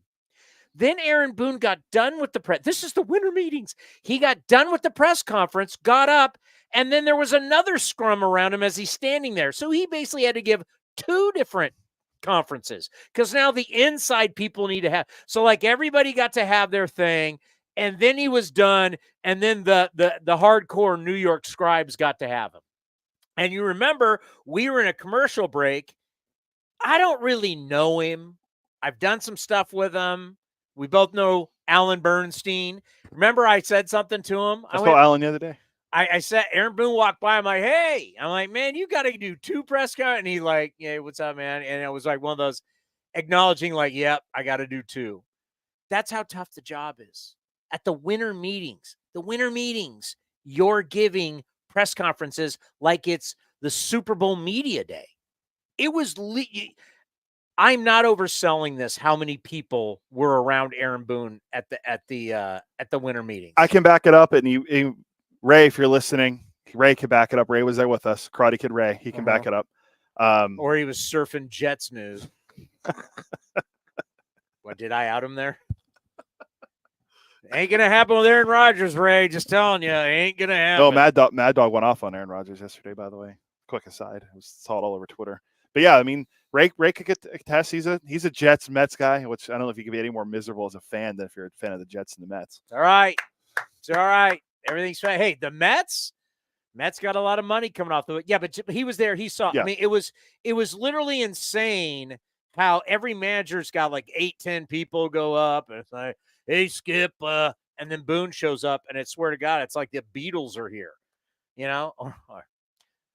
Justin Bieber shows up, and it's 1 million people there, and it's like, wow. Let's be more current. Taylor Swift showed up. Aaron Boone's a Taylor Swift of managers. And then it's crazy. And then so it gets back to my point, folks. This is not an easy job, right? And to be able to handle the players, to handle the Aaron Boone has done what? He's won. Aaron Boone's won, right? He's provided us with great sound bites, right? My guys are effing savages. That's a good one. And how about this year against the A's? He gets thrown out, and he wasn't even saying anything. It was the guy in the stands. That was beauty. My favorite one is from a couple of years ago, and it's on the other computer, where he goes, his math doesn't add up. There's only 30 ballparks, so there's no way that's possible. I like Aaron. I've always liked Aaron Boone. I always liked interviewing him back in the day when he was on ESPN. He's a good guy. The Boone family, they're all great. I mean, obviously, our own Nikki Knox, Nikki Pickett marrying into the family, the Boone family. Brett Boone marrying Brett Boone's daughter. But it's the right move. It's a tough job. And how about Dave Roberts? If you're going to tell me that after Bruce Bochy, remember Bruce Bochy won his second World Series. Yeah. And I'd even say, I don't remember how much after 2010, but it was after 2012, all of a sudden, everybody's like, Bruce Bochy's a Hall of Fame manager. And I remember going, wait, what? I meant to look up the managerial wins thing. I was like, what? Bruce Bochy's a Hall of Fame? I mean, I get it. He got the Padres to the World Series in 98. He won some with the Padres, but he was under 500. Still is 14 games under. So I'm like, he's 2 World Series, the Hall of Fame. I am a small Hall guy. Some people are big Hall guys. I'm a small Hall guy. I think you should be extraordinary to get into the Hall of Fame, right? I think you should just be, I mean, you got to be Willie Mays, right? You got to be Babe Ruth. You got to be Ted Williams. You got to be Ken Griffey Jr. You got to be George Brett. You got to be Mike Schmidt. You got to be Sandy Koufax. The greats of the greats should be in the Hall of Fame, not Scott Rowland. It always goes back to Scott Rowland. I'm sorry. Scott, I'm going to have to apologize. If I ever have to interview him, it's like, bro, I'm sorry. You're just not. I want the apology to Joe Mauer and Todd Helton, too. Alan Trammell's not a Hall of Fame. Nate, veteran committees, guys. I thought Trammell did get in. The veterans committee. Yeah. He's a veterans committee guy. My point is. So is Jack Morris. I know. Jack Morris, though, because the postseason for me changes it a little bit. But anyway, I'm a small Hall guy. So now Bochy with 4, there's no debating. But I'm talking about when Bochy had 2. Everybody around here is like, he's a future Hall of Famer. Well, how about Dusty Baker? Everybody loves Dusty Baker, and it made me uncomfortable with everybody saying Dusty Baker's a Hall of Fame. He's a Hall of Fame manager. It's like Dusty Baker has been he's been run out of town at all of his spots. Washington, Cincinnati, Chicago, San Francisco. And the only reason we even say, yes, he's a Hall of Fame manager is because there was a cheating scandal. A.J. Hinch got fired. He was thrown under the bus for it. And so they went, who's a really good guy we can bring in here and no one's going to go after? Dusty Baker. Everybody loves Dusty Baker. Bring him in here to manage. That's the only reason why he got his job. He ends up winning the World Series. And now everybody's like, Dusty Baker, Hall of Fame manager. Well, if you're going to say Dusty Baker's a Hall of Fame manager, Dave Roberts, all the playoff wins, the winning percentage, and now 2 World Series, like it or not, you're not going to have to say he's a Hall of Fame manager. So I'll give you a quick rundown on Roberts. 23rd manager to win multiple World Series titles. 15 of them were in Hall of Famer. 2 of the others are active. That's Bochy and Remember, Tito Francona's now back managing again. Oh my God. Dodgers win multiple World Series with the Dodgers. Walter Austin, Tommy Lasorda, now Dave Roberts. Roberts has 56 postseason wins. That's one behind Bochy and Dusty Baker for fifth all-time. The all-time leaders, Joe Torre, which Dave Roberts is only, 52, I think? 53. He's my age, yeah. So he could easily, if he keeps managing, surpass Joe Torre's number. He has a 627 winning percentage in the regular season, a 560 winning percentage in the postseason. Don't forget, Dave Roberts and I locked horns, high school football and college baseball. Don't you forget. He hasn't forgotten. I was there. I can back this up too. He remembers. I don't know if I'm credible enough for people. And when we say, well, this happened and you were there, well, I'm just one person. I guess you only need like one or two people for an alibi. Well, we were there. Yeah. Dave Roberts, if you want to say Dusty Baker is a Hall of Fame manager, what are you going to say about Dave Roberts? And that's the funny thing is there so many people are like, there are really people that believe Dave Roberts should be fired. There's people that believe Aaron Boone should be fired. And it's like, well, who are you going to replace him with? And now you're not replacing Dave Roberts. And a guy that we haven't brought up who has in the fans world hasn't taken a lot of heat, but inside the baseball world, Andrew Friedman. Andrew Friedman, how many of these guys that have left the A's, how many of these guys who have left the Rays and they go on and they don't succeed? And Andrew Friedman over the years was ripped for not getting rid of talent to help certain teams go further in the postseason because he held on to the Gavin Luxes of the world. Andrew Friedman now, as an executive, he's now been in LA for a long time, won 2 World Series titles. Am I getting this? They've won the division 11 out of 12 years. Is that correct? 11 out of 12, and then they 1 year they didn't. They won 106. So they've been in the postseason. It's 11 out of 12, though. Yeah. So you're on this unbelievable run as an executive, and now the 2 titles. And yeah, you got all the money, but you can have all that. The Yankees have all the money, and they hadn't been to the World Series since 2009. So now you got Andrew. So if, as much as Dave Roberts, calling all the shots, the guy who's calling a lot of the shots is Andrew Friedman and his staff. And I remember saying, like, hey, are they the model organization? And some people laughed. Well, are they? With 2 World Series titles? The money helps, no question, but you got to make the right calls. And Andrew Friedman now, boy, these guys are on top of the world. And when I mean on top of the world, when you look at the international ratings, the Dodgers global brand right now is huge. So it's like there's 2 ways to talk about this. You could talk about wow Dodgers and be like, Yankees. Well, the Dodgers now, there's been reports out there from, I think it's John Heyman, saying that he brought up against Soto could be a guy that the Dodgers because John Heyman's in the pocket of Scott Boras. But the other guy is Roki Sasaki, the number 1 pitcher in Japan, who could easily be signed by the Dodgers. I think Nightingale floated that before the season started, that he could be a guy. And he's only in his early 20s. Well, my Japanese scout, George in San Francisco, is asking why not put Esteury Ruiz at third. He can play in the infield. What do you think about that? What do you think about that call from George in San Francisco? I just don't know. Put Ruiz at third. I don't know. Does Ruiz? I don't know if Jazz Chisholm's playing third. Similar body type. Can you imagine Ruiz playing third and stealing 60+ bags? God, when was the last time a third baseman stole anywhere near that many bags? I'd have to go and do a stat head check real quick. Most stolen bases by third baseman. I responded to George's Sean Figgins. Chone, your guy Chone. I responded to that email today saying, I love the idea. Will never happen. Just a heads up. Gimenez is on a call with the Guardians broadcast team because he's a member of the Guardians broadcast team. He said it might have to do closer to 2:45. And I said, that's fine. So just give you a heads up. He won't be here at 2:30 most likely. But yeah, I'm trying to think third baseman stole a lot of bags besides Sean Figgins recently. If anyone's out there listening, text me. Let me know who it is. If I'm forgetting anyone because I'm too lazy to look on StatHead. But I think, do you think the Dodgers right now, with the 2 World Series, and I saw an article, I think it was by Mike Lupica on MLB.com, are the Dodgers a dynasty? I know dynasties are a hot topic, a hot debate on this program. God, the dynasty. No. I don't know. Well, if you look at You're gonna really upset Giants fans if you say they are. why? They're in the playoffs every year. Because the Giants won 3 and 5. Yeah, but the Giants didn't go to the playoffs the I know, years that's- after that. And yes. according to Vida Blue, this isn't Fresno.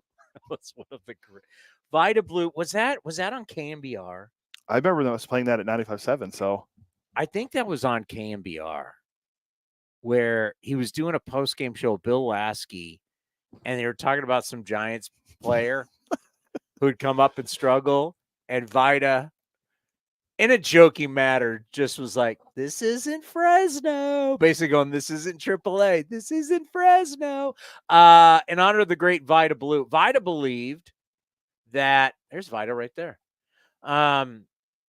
You got to win multiple in a row. Mm-hmm. And I remember, was it the 72 celebration when I did the interview with Vida? We talked about that. One of the last interviews I did with Vida Blue, we had a conversation about that. Well, you can go back and look. It's got to be on YouTube. I think it's 73 because he passed right after. Where Vida talked about that, like what made the A's a dynasty is they won 3 in a row. Vida Blue, and I mean, this guy that's a world champion, you know, he believed you're going to be a dynasty, you got to win multiple in a row. So do you have the makings? Like, it's harder in football to say that, but yeah, there is no question the 49ers of the 80s into the 90s were a dynasty. No question. What, they won 10 or more games 14 out of 15 years. So I got that. Patriots with you know, because that's 5 Super Bowls for the Niners. No question, the Patriots with Bill Belichick and Tom Brady. That's no question a dynasty. It's kind of with baseball. Baseball's really hard to win games, man. So it's like when you look at what the Braves did. I mean, the Yankees, no question, 95 to 2009, whatever, because you look at, they were in the playoffs set basically every single year. They won, would it be 6 titles? Oh, including that. 5. They won 5. 5, yeah. They won 5 titles, and they're in the playoffs every single year. It's hard for me to do hockey and basketball because half the league makes the playoffs. That's where I really struggle with, like, when you start to bring like the San Antonio Spurs. It's like, dude, 16 teams make the playoffs. So to say, oh, they made the playoffs every year, it's like, you got to be pretty bad to not make the playoffs in the NBA. The only argument I think we had with the Spurs was they won around 55, 60 games every year that they were winning too. But, like, what about the Warriors? Dude, they tanked a year to get David Robinson. They tanked a year to get Tim Duncan. So you tank drafts, you do this. The Warriors, I mean, they'd have to be, right? Modern, like most recency bias, yes. No one's ever going to be the Celtics. No. It's not going to happen. There's too much parity. There's too much parity in sports. But so yeah, in modern day, I'd give it to the Warriors. Hockey. I mean, Showtime Lakers. Yeah. Hockey, I mean, if you look recently, I mean, you have to go back to the 80s. The Islanders. The Islanders or Edmonton. But, like, other than that, like, recently, I mean, the Penguins have won back-to-back. No, the Lightning were in 3 straight. Won great for years. The Lightning were in 3 straight and won 2 of them. Put it this way: if the Dodgers aren't, they got a really good chance. And plus, what's going to be one of the first things we talk about going into next year for the Dodgers? Can they be the first repeat champion since the Yankees and the first in the National League since the Big Red Machine? Yeah, they can. We've gone 24 years now without a repeat champion in baseball. Like they have the ability now. There's going to be some interesting decisions. Like, what are you gonna like? Is it do you cut bait with Kershaw now? Right? Do you say, Shohei, I know you want to pitch, bro, but we need you to hit. Nobody's old. That's the thing about the Dodgers. Like, Freddie Freeman is still going to be a productive player. Mookie's 31? Yeah. Shohei, is Shohei 30 yet? He's 30, yeah. He's 30. I mean, it's not like they're relying on 36-year-olds. Here's their free agents: Walker Buehler, Jack Flaherty, Teoscar Hernandez. I'd like to, if I'm them or I'm the A's in Sacramento, bring me some Teoscar. Yeah, I throw up Buehler earlier for the other day. Kershaw, Kike Hernandez. Wait. What role? Ooh, starting pitcher. Kike Hernandez, Blake Trinan, Joe Kelly. Those are the Dodgers free agents. Can I just say I just got this phone call and it said San Jose Police. So obviously, when I see San Jose Police, I like, everything all right. If I need another person to tell me to vote, Is that what it was? I'm just asking. Does anybody else get annoyed that everybody, yeah, vote, go ahead, vote? I mean, I'm at the Cal football game. You got to vote. Everybody's on, hey, you got to vote. Duh. But you know what? Some people aren't going to vote, and that's your right too. But people just hammer you constantly about vote. Does that bother you at all? I haven't been getting hammered about it like you have. I had San Jose Police just told me to vote. Yeah, the only people call me a robo telemarketer and tell me, hey, you're approved for this loan. Thanks. That's why I need more debt. It's like all of a sudden, my friend, she did this thing, J-Lo's dancing, telling people to vote. It's like, oh, J-Lo's dancing. Oh, now I'm going to vote. That's what turned my mind. I was dead set against voting, but you know what? J-Lo said do it. Or I was totally forgot, but now that you sent me the J-Lo dancing and she tells me to vote, now I'm in. It's ridiculous. J-Lo, I did not see that one coming. Neither did I, but it was sent to me. J-Lo told me to vote, so now I don't know. It's just it chaps my eye. Kind of be tough if Dodgers come back. So wait, Teoscar Hernandez, I'm in. I'm bringing him back or bring him to Sacramento. Then it was Kershaw, Kike, Blake Trinan. He's been good as a Dodger since he's been there. I know he's been hurt, but when he's actually healthy, he's been pretty solid for them. And then Joe Kelly, which he was even on the postseason roster. Oh, he was dancing in the background though after the game. So they Teoscar Hernandez is a major decision. Yeah, I'm gonna pull up his contract. He wasn't making that much this year. It's a 1-year deal. Yeah, he wasn't making. He made himself some money, boy. How old is he? He is 32, and he was making $23.5 million this year. He gave you 30 yaks, right? 30 homers, 99 driven in, and he hit 272 with an 840 OPS. And everybody loves him. I got to bring him back. I don't know what you got to pay him, but what does it matter? They have a massive television contract that's not going away. Their Time Warner contract is like $370 million. Once again, we get back to it, folks. The Dodgers can spend all this money. Why? Because their television contract pays for all of it. And everything else they get goes right in their pocket, and it's gravy. Oh, they spend so much money. Do they really? They're spending free money. If someone gave you, here's a ton of money just for being you, and you take it and spend it on players, it's not money out of their pocket. It's not like they sold tickets and they're taking the ticket money. And no, it's just television. It's like you don't even see it. Television, here you go. Here's a check from television. Take it. And now you go give it to the players. And that's just what it's like. It's like a transfer. Well, if you remember, the last time the Dodgers won the World Series in 2020, say what you want about it, they won the World Series that year. What did they do that offseason? In 2020? Was after 2020? Oh, no, sorry. It was after the next offseason. We were still dealing in COVID protocols. Yeah, sorry. It was the next offseason. What did they do? Well, that next offseason was the lockout. But they went and signed Freddie Freeman. So who says they don't sign someone else this offseason? I mean, by the way, who says they don't get Blake Snell? According to my Braves source, Rick, the buddy I play golf with, who's from Georgia, Chipper Jones. So the Braves, remember when I said, if you're a Braves fan, how you feeling about all this? This is your guy. Your guy is the center of this World Series. So I guess recently Chipper Jones, who is going to be all Braves all the time, Chipper Jones is weighed in like, you guys just don't understand. And it's like, okay. He's another guy, by the way. We're talking about players stay with one team their whole career. We always leave out Chipper. Yeah.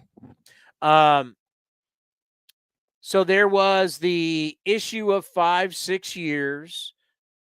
Chipper's let it be known that the beautiful wife of Freddie Freeman got involved and she wanted 6 years, and the agent, and there was bad communication between Anthopoulos, the general manager, or does he have a different fancy title now? I think he's still the GM. So Anthopoulos and Freddie Freeman's agent, the agent didn't give all the details of Freddie Freeman, whatever it was, ended up happening. Freddie Freeman feels disrespected. He goes to LA. Then Freeman finds out all this other stuff, and then he fires the agent. And I'm like, okay. But in the end, whether Chipper Jones went to Freddie Freeman and said, hey, listen, man, you got to get this thing done or they're going to move on. Anthopoulos is not going to. If this guy is your franchise guy, how do you ever even let it get to that? Buster was pounding on the pavement forever about that, about how they should have never let it got that far. They should have resigned him even earlier. I mean, how do you, your guy. It's your guy. It's your guy. You got your guy. How do you even let it get to that? How do you let it get to a point to where agent, wife, all that? How do you let it get to that? He's your dude. He's your guy. As I've said with like Lawrence Butler, you draft him, you raise him. He's your guy. How do you let that relationship get to that point? That to me is on the front office. He's in your building every single day. You can go down and talk to him every single day. Right? You got cute. Don't allow, when we say don't allow the umpire to affect it. Don't allow the referee to affect the game. Don't put it in the referee. Don't put it in the umpire. We say that all the time. Don't put it in their hands. Win the game yourself, right?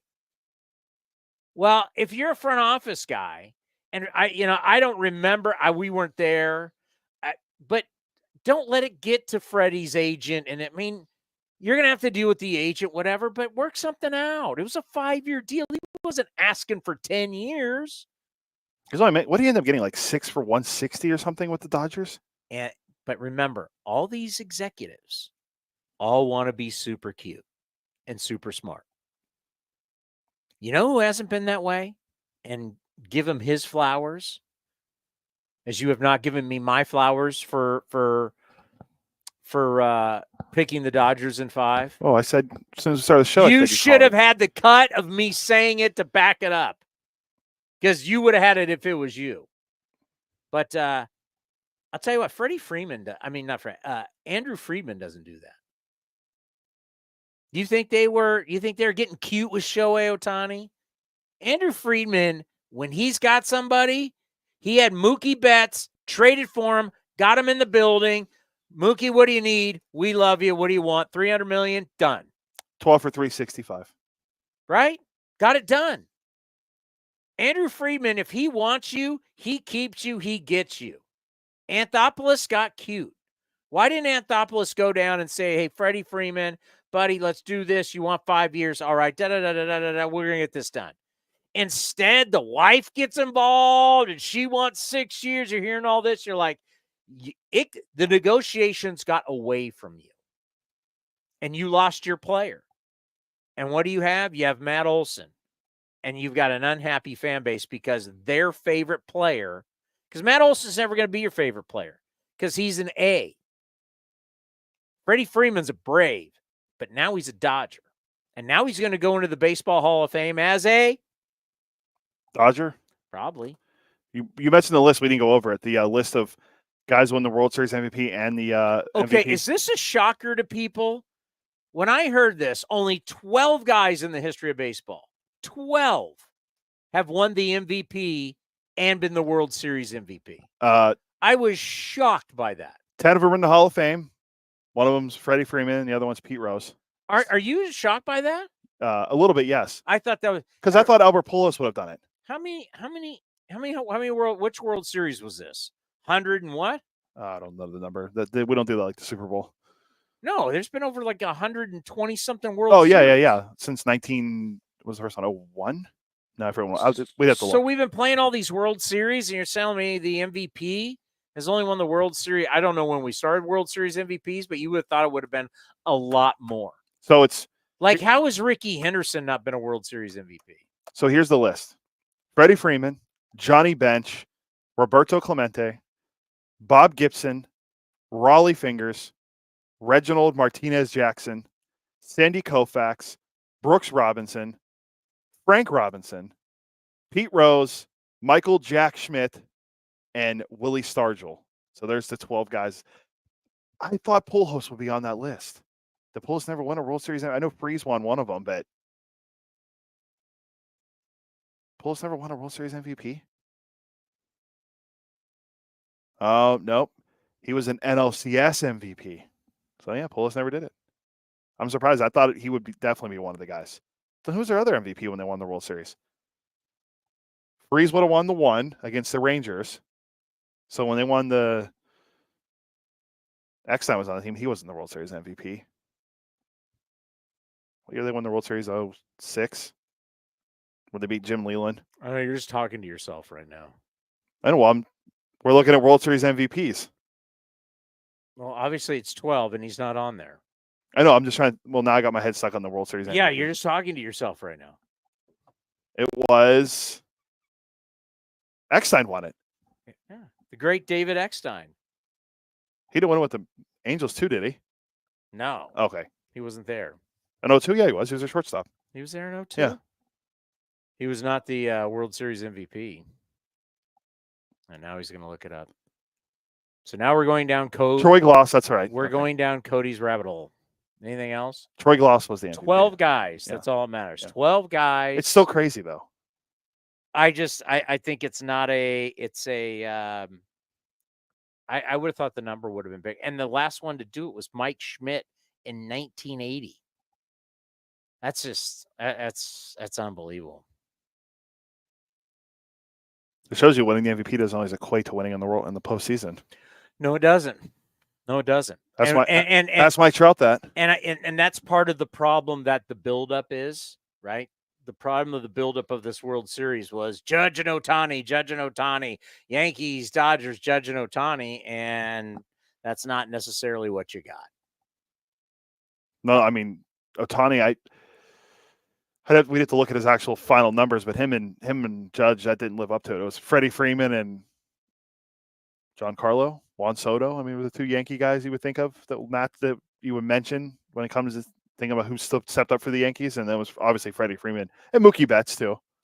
Mookie was great also.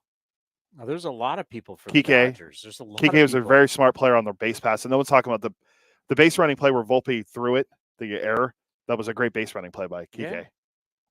Once again, those things that you don't, we look at baseball as power numbers, right? We don't even want to look at average anymore. We just want to look at home runs, RBIs, xWOBA, weighted runs, created play. We just want to look at all this offensive. It's like, this is a sport. 27 outs. How do you deal with those 27 outs? It's like football. It's the blocking and tackling of the sport. What do you play defense? Can you run the bases? Can you throw strikes? And clearly the Yankees got exposed. And it's just not the Yankees played bad. It's the Dodgers forced some of that. Like, you start playing when like if you're the Yankees and like all of a sudden that this team's better than you, it puts pressure on you. You make mistakes. You do things maybe you normally wouldn't do because now if you make any mistakes. I mean, the Dodgers evaporated a 5-0 lead like that without one home run. Mind you, the Dodgers won Game 5 with 7 runs, and they hit 0 home runs. Think about that. Do you think the Yankees could score 7 runs without hitting a home run? Absolutely not. In a postseason game? No. In the World Series against a really good team? No. They're not built that way. And that's kind of gets me back to what I said earlier. That's what scares me, is that we're built like the Yankees. You look at the A's, we're built like the Yankees. It's not good. Like, it could be good enough, but if you ever really want to talk about winning a World Series, if you really want to talk about being a true team that can compete, you have to realize, because the A's last year were not good defensively. Not good at all. Made a boatload of errors. There were stretches, but for a consistent basis, no, they were not good defensively. No. Remember how the year started? No. And we chased that 50%. I don't even know what it ended up at. Was it 49, 48% at the end of the year?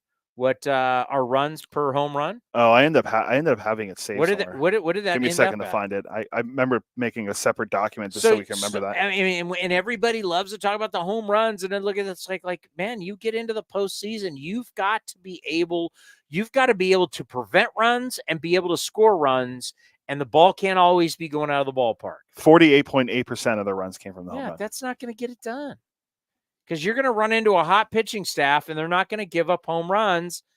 And even if they do, right, if they give up solos, you got to be able to score runs in other ways. And if anybody tells you defense and base running doesn't matter, go, okay, you may get away with it in the regular season, but in the postseason, you're not going to get away with it. By the way, Gimenez just texted me. He's still on the broadcasting call.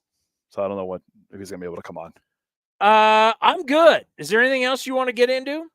I think we covered everything mainly that we wanted to get into. We talked about Dave Roberts, Aaron Boone, Freeman, offseason. We could talk about Soto all offseason. We have all offseason to talk about Juan Soto and where he's going to go and the sweepstakes and all that. So we talked about the A's. Remember, if you didn't see it, I'll put it up again. Yeah, 2025 schedule highlights, 81 home games, 60 night games.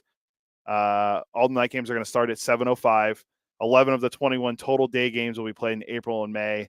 As you can see on the graphic, if you're watching, if you're listening, we play the Yankees on Mother's Day.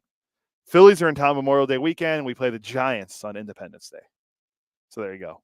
There's the A's. There's the A's update about our schedule and in Sacramento with the timing, all that. So it's coming fast. Tomorrow's November 1st. Happy early birthday to myself. And then we're going to be in December at the winter meetings. Tomorrow's your birthday? Yeah. What is today? Today's Thursday? Halloween. That's right, the 31st. I always say this. Everybody remember tonight, a lot of little kids, or a lot of parents and little kids. Be extra cautious. People are going to go out. You're going to have a good time, but be extra cautious. You're coming home from work, and I know you want to get home from work, and you want to be with your kids, and you want to just everybody be extra cautious. The little kids get out early when they trick or treat. Just be extra cautious driving around. Halloween, let's all be safe and all have fun. This is one of the great times, especially for little kids. I enjoy it. There'll be a lot in my neighborhood, and just everybody be safe tonight. It's been a fun season. We got a lot coming up. We got a lot of changes coming up. Everything is changing around us, but that's one thing that you got to accept in life, is that the only thing that will be consistent, that is change. And that's why we led the show today with all this news that's coming out. Like the whole thing about the financing of Las Vegas came out today, and people have been, we've had everybody try and tell you why all the things are not going to happen. And what will end up happening is that those people will go away. And we got to have thick skin on our end, because they're going to criticize us as employees and say that, there's going to be shots taken at us. But in the end, those people go away because they just have the narrative right now. They want everything to fail because that's what they want. They want everything to fail. They want to be right, and they want everything to fail. Well, it is what it is. But times are changing. And yes, the team's going to be in Sacramento. And then, yes, this team is going to Vegas. So There's still going to be people that are going to doubt, and they're going to try and tell you the team is staying in Sacramento and the teams are coming back to Oakland, and I've heard this and I've heard that, and it's just, okay. Here's the schedule. This is where we're going to be next year. Here's the report about the financing in Vegas. I don't know what else to tell you. Well said. I don't think there's anything else you really need to say. I mean, look at all the night games. 60 night games. Look at the day games. The majority of them are going to be when it's not super hot in Sacramento. First night of the year, opening night, March 31st at Sutter Health against the Cubs, 7:05. Cubbies? Start with the Cubbies. How about was that right? Tim Neverett, a Dodger broadcaster, said 138 days, Dodgers, Cubs in Tokyo. In Tokyo. Oh, correct, my God. You're going to have Yamamoto and Shohei. You don't have MLB Network anymore, but I can't tell you how many New Balance Towny. Oh, those commercials, that was all over Fox. Don't worry. Okay. They were all over like after the game. It was like, oh my God. That's just one. Just wait. There's going to be more. There'll be more commercials. But I'll tell you this, with all the love that the Dodgers are going to get, you go in next year and it's wide open again. Who's to say the Dodgers don't gag during the regular season again? There's no guarantee. We haven't had a repeat winner in a long time. 2000. It is hard to repeat in the NFL, and it is hard to repeat in Major League Baseball. It is hard. It is really, really hard. So everybody's got a chance. Are you got a meeting on Monday? Yes. So we're not going to be on Monday. No. When are we going to be on? We'll have to figure that out. We can come on anytime we want. Correct. So we'll have to figure that part out. We're looking at doing, you know what, instead of it, I mean, it is what it is. We're looking at doing something like once a week. Yeah, loosey-goosey air right now. It's a fluid situation. But yeah, we plan and I'll put stuff out on social, on our Twitter account beforehand when we're going to be on. I've been putting stuff out a couple hours beforehand so people know we're going to be on. Maybe we make it Tuesdays and it's always a hot take Tuesday. Like, come on, after Monday night, we're not competing with football on a Tuesday. We can react to the Monday Night Football games. No, it's just like let football have its time, and we're hot take Tuesdays. And then we can bring Johnny D on. We at some point we're not going to go through. We need to not go through all the hot takes, but we need to go through like what was right, who got what right. I have the whole list. I've been waiting for us to do right, that. like who got, because it's not hot takes. There shouldn't be a high. If you get a high percentage of them right, then you didn't have a lot of hot takes. Yeah. Well, John's every hot take from John is, hey, bro, the A's are going to hit a home run tonight. By the way, who took the Dodgers in 5? You did. I mean, all the callers, I reached out. All the callers, they love the Yankees. Let's go back here. Let's see. All of our, because I know they're all. Greg and Slow hates the Dodgers, so he picked the Yankees. Greg and Slow. I'm just. Greg and Slow one time argued with me that the Dodgers are not a model organization. They're just a bunch of jokers. Oh, yeah, how'd that work out? Road Trip Mike had the Yankees in 6. Guess who his MVP was? Soto. Judge. Oh. Chalk. Donkey from the Firehouse. Yankees in 6. Judge. Greg and Slow, Yankees in 6. Guess what he said? So Greg and Slow, Yankees in 6. MVP Soto, and you know who was going to? Dodgers team just choke. Racket Romy. Well, rack that guy. Sorry, Racket. Love that guy. You're totally wrong. Dennis and Hilmar got the Dodgers in 7. At least he got the Dodgers right. Said Boone would be fired. That's not happening. George in San Francisco said the Dodgers in 7. And birthday boy, Jack Lima had the Dodgers in 7. So we had, that was a fair shakeup. I don't know who the Mauler had. But you know what? Mauler's a big man. You're always a winner in my mind. You never know when the Mauler's going to show up. So Mauler, whoever you pick, doesn't matter. You're a winner. He put his hand around my neck, like in a funny way in a picture at the treehouse. Yeah. His hands are just so big. And he just, like, I was like, this is if this was me 4 months ago. We've got to have the Milwaukee Mauler. I told him we do an off-season segment with him because we all love wrestling. Correct. And kind of like getting the inside. What do we say? I asked him what he's is he an 8-time world champion or something? Like that? Yeah, somewhere in there. I mean, he's wrestled with some of the greats. And Mauler has wrestled. So Mauler could have Mauler could have the Mets, and we're going to call him a winner. All I know is I don't know if you want to put Mauler and I on the same program. That's a lot of Pittsburgh love on this program. Midwest. You're not from Pittsburgh. Neither is he. He's from Newcastle. Yeah, you guys are like. It's like you're saying you're from San Francisco and you guys grew up in Gilroy. I mean, come on. Well, it's easy to say for people out here. Exactly. You know how many people have said to me, "Oh, yeah, I grew up in San Diego." I go, "Oh, really? Where?" And they'll be like, "Poway." I'm like, "That ain't San Diego." What are you talking about? Or when people are like, "I'm from LA." "Oh, really? What from?" Oh, yeah, I grew up in Ventura. I'm like, dude, you grew up next to Magic Mountain. That is not Los Angeles. My wife grew up in Pomona area. Yeah, that's not Los Angeles. I love people who try to like latch on. I grew up where it's cooler than, Except my wife's an Angels fan, but then she claims the Dodgers and the Poets. It's like you can't have it both ways. I'm just saying it. I'm from here, and you go, really, from where? And you go, that's not Fresno. That's not. You're in Fresno. I grew up in the Bay Area. We're in Fresno. That's not the Bay Area. That's Fresno. We're gonna have to wait a minute. We might have to take some of our Fresno State.